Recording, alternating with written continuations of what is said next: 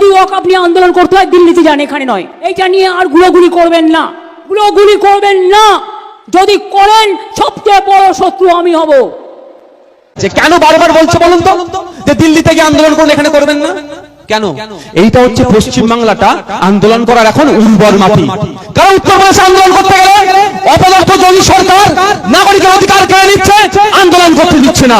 আসামে আন্দোলন করতে দিচ্ছে না, বিজেপি পরিচালিত রাজ্যগুলোতে আন্দোলন করতে দিচ্ছে না। এটা তো মোদী বিরোধী রাজ্য। মমতা তো বলছে মোদীর বিরুদ্ধে, তাই এই সুযোগ এসেছে।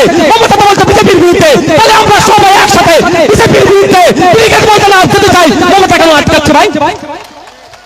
এই তো সুযোগ, মমতা সুযোগ করে দেওয়া, আরো বেশি করে পুলিশ প্রশাসনকে দিয়ে দেওয়া। মমতা ব্যানার্জি বলছেন যে আমি থাকতে কোনো অসুবিধা নাই, আপনারা নিশ্চিন্তে থাকুন।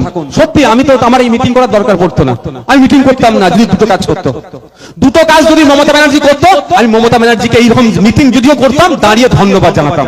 প্রথম কাজ কি, বিধানসভায় এই আইনের বিরুদ্ধে একটা রেজুলেশন আনতে হবে যে পশ্চিমবাংলা সরকার এই আইনকে বিরোধিতা করছে, ওই রেজুলেশন পাস করাতে হবে।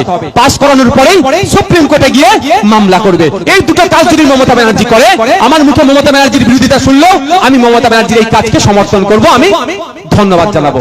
উনি করছেন। গভর্নমেন্ট কোনো অর্ডার দিয়েছেন, কোনো নোটিফিকেশন দিয়েছেন, ওনার মনে হয়েছে বলে দিয়েছে আপনাকে আমাকে বিশ্বাস করতে হবে। মুখের কথাই ভাই এই দেশ চলে না, এই দেশ পেপারের ভিত্তিতে চলে। কার কাছে পেপার আছে তার ভিত্তিতে চলবে, আর আইনের উপরে চলবে। আপনার আমার মুখের কথায় আইন হয় না। তো মমতা ব্যানার্জি আপনাকে বলে কি করছে, চুপ করিয়ে রাখতেছে। পশ্চিম বাংলায় যে ওয়াকফ সম্পত্তি আছে, এখনো প্রায় ৭৬,০০০ বিঘার উপরে সম্পত্তি বেহাত হয়ে আছে। ওই বেহাত কারা করে রেখেছে, কারা আত্মসাৎ করে খাচ্ছে?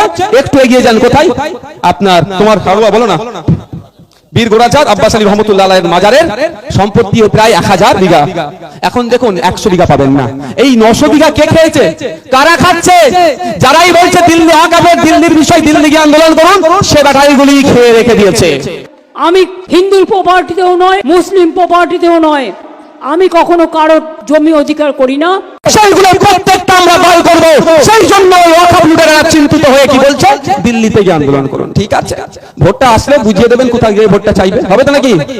হবে না? ভুলে যাবেন ভোটের সময়? ভোটের সময় ভুলে যাবেন নাকি? জবাব কিন্তু দিতে হবে। দেখুন জবাব নাই, আমি বলছি না ভোটটা আমাকে দেবেন, ওটা আমি বলবো না। পছন্দ হলে দেবেন, নাহলে দেবেন না। কিন্তু যারা আপনাকে বিপদের মুখে ঠেলে দিচ্ছে তাদের কি ছাড়বেন? জবাব তাদেরকে দিতে হবে।